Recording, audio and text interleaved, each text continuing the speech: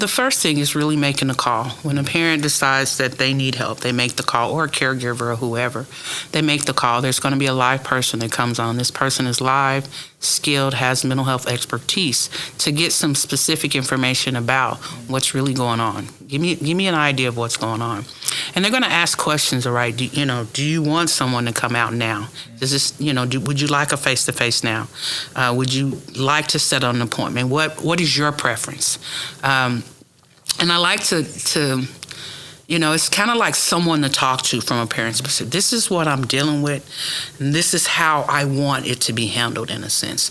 Right now, I need help now. And when they say I need help now, the call attendant is putting information in our electronic data system real time for our providers. Currently, right now in the state of Oklahoma, we have approximately 24 providers statewide that cover, in some cases, multiple counties, because they have offices in different counties. And that's our true children's contracted providers throughout the state. And so what that call center does is they put real-time information in the data system.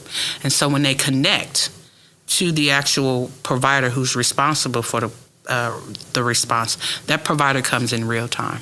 They do what we call a warm handoff and connect the actual caller to the actual response team and give them an opportunity to exchange information, maybe a little bit more detail. We look at information such as safety. Are there any dogs in the home? Are there any weapons?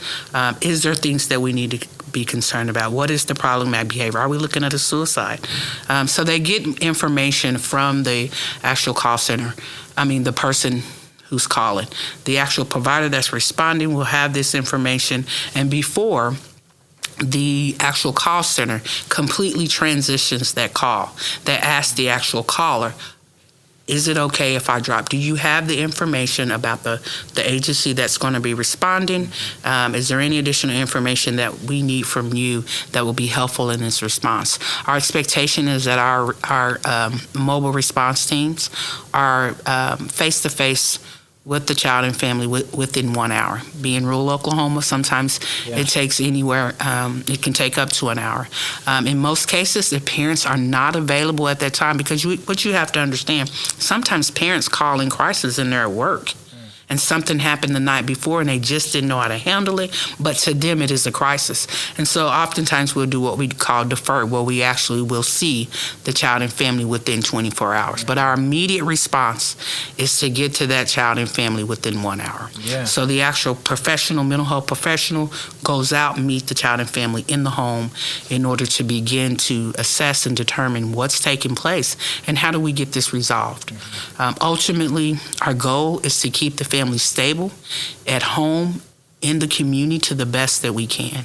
But sometimes we know that is not at all possible, so we look for other options, such as higher levels of care and acute hospitalization when in fact that is a need.